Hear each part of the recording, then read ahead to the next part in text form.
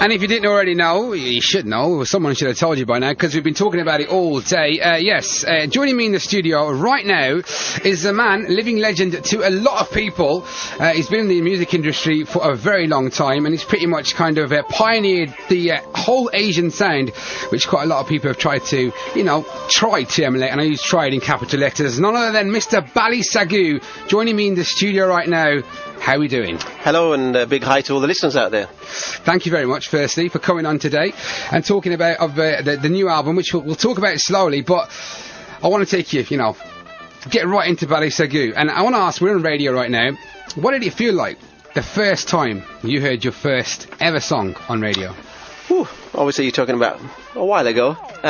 Great feeling, obviously, no doubt. I mean, any artist, anybody, hearing their music played on any radio station or out in public is always the main goal. And it was a great achievement for me, because it took me a long time to get people to be convinced that, this kind of music can happen in the scene, and etc., etc.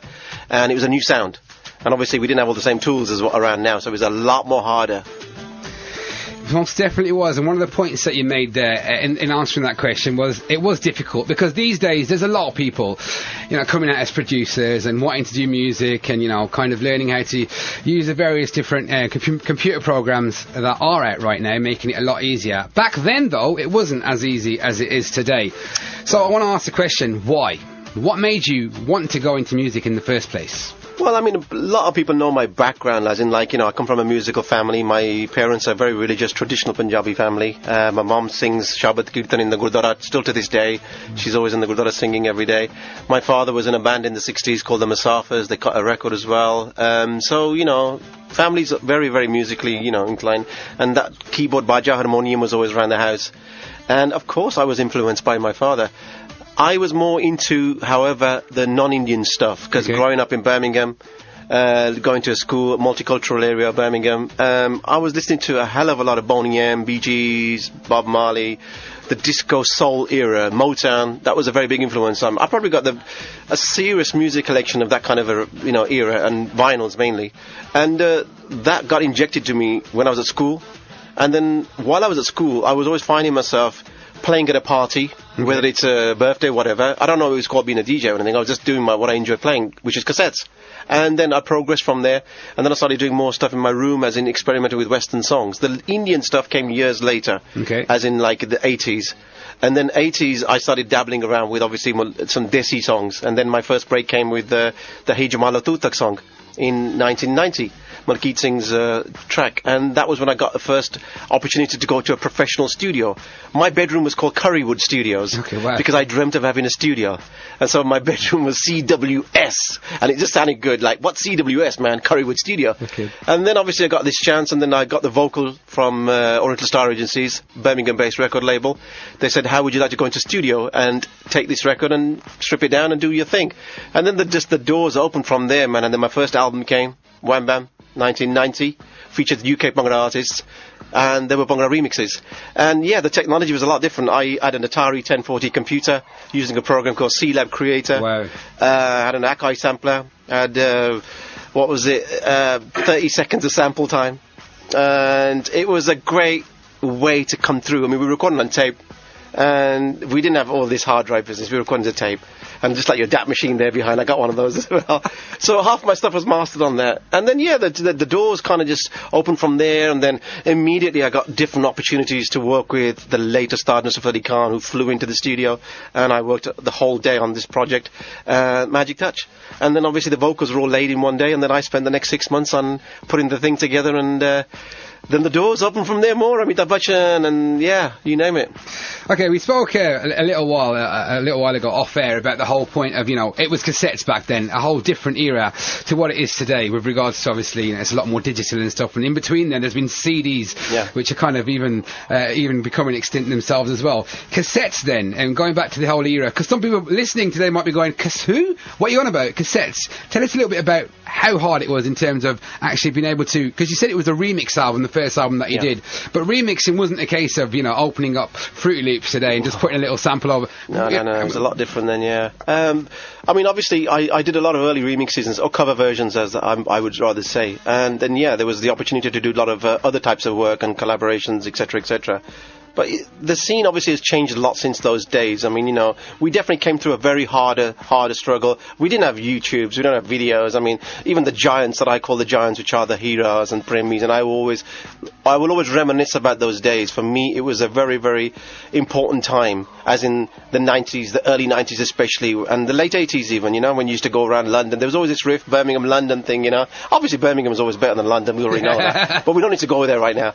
But, you know what I mean? The whole scene was such a great scene then, because there was bands on stage doing shows all around. There was these daytimers happening, and I was DJing at all these different functions that were happening, and then we were getting shut down half of the time because there was like an illegal dance party happening, and getting Indians in a nightclub was a major thing in those days. And yeah, I mean, it was a good fun time, but it was a learning experience at the same time. I'm like, I need to make music with these kind of beats and moods and flavors, but desi, man. As in, get some Indian singers on there, get the black guys, the white guys, the Chinese guys, the non-Asians into our dances, into our tracks, and hence the Cheshire Cat rap. I said, let me get a rap on Longwacha. Yeah. Longwacha just kicked off big time, and I didn't realize it was going to be such a big thing. And then I said to the same guy, do Chiralia. So then I got the same guy on there, and then I said, make sure you say, I'm me white, me not black, because everyone kept saying, is this guy a black rapper? Because he sounds really, really good. And I just auditioned him, and he came in the studio and did that thing, and then the stories obviously started from there, and then obviously the scene was emerging from there, and we were doing what, 50,000-60,000 cassettes, man. Wow. I mean, you go to every weekend, you know, you go to buy your gobi and your dal, and you know, you go shopping, and while your mom's in the shops, you know, you run off to the music shop next door, and then you pick up the latest cassette, man, and those things. You know, it was a good sort of time, man, you know? I just want to big up Tucker Video in Walsall, by the Manor Hospital there. My mum did exactly that. Went to get a suit, and I actually cried the first time. It was the Ragamuffin mix that I wanted, and oh, man. That was my first tape. 1991. Reminiscing there as well. Yes, it was. Star Crazy as well. I want to bring you back to Star Crazy around that time, because that's when it kind of become really exciting. So, you know, you had your hardcore Bhangra heads who, you know, were listening to your music, and they're like, whoa, all of a sudden, you know, we've had the Hira, we've had Upnasangi, we've had all this, you know, 80s Bhangra happening, and it's, you know, like, I Love You and all this stuff going on. Yeah, but it still sounds good today. It does, man. no, definitely. You know, it does sound good, if not better than a lot of the, you know, stuff that does come out these days. But you kind of change the whole game in terms of, like you said, you know, bringing the whole East-West kind of collaboration together. Star Crazy, how was it for you at that time in terms of, you know, people must have started recognising you when you were going about, I mean, the change. Yeah, I had to give up my job, man. I was working at Comet, man. I was selling fridge freezers, man. All of a sudden, people were coming and buying microwaves and getting an autograph. Nice. And my manager was like, what is going on here, man? You're just selling microwaves and they're getting one autograph. And then I thought, I need to give up my day job, man. I was getting £70 a week, man. I said, I need to go and do something else. This is not for me, man. And then my parents weren't too happy, because obviously, you know, Biya kalla, la-di-da-di-da, Dr. Banja. I'm like, no, my DJ banna. Anyway, so obviously I pushed on it, and then I got a chance to be a full-time in-house producer for Oriental Star Agencies. And then I was in a studio, had all the gadgets with me, and I was making music full-time, which is my dream, which is I was doing before anyway, but I was in my bedroom. Okay. And then, yeah, it kind of like, I just kind of stuck to it, and then I was bringing out an album every 6 months, so I had 2 albums a year, which is hence why you had the Star Crazy, and then 6 months later, bang, the Central Raga, la-di-da-da, and then the Wham Bam 2 came. Star Crazy had a lot of fresh voices on there, had a lot of new songs on there, weren't remixes, some new songs, and so it was a mixture of different opportunities coming my way, and then working with Malkeet Singh and doing the Jugni, and then all of a sudden, wow, man, next thing I know, I'm in New York, playing at a dance in New York, and then the guys in New York were going ballistic, saying, we've just got 1,000 Indians in a nightclub, and it's never happened before. And it was like, whoa, this bubble's going to blow up even more. And then I started going to different other countries, and then I realized that they want more, this kind of sound.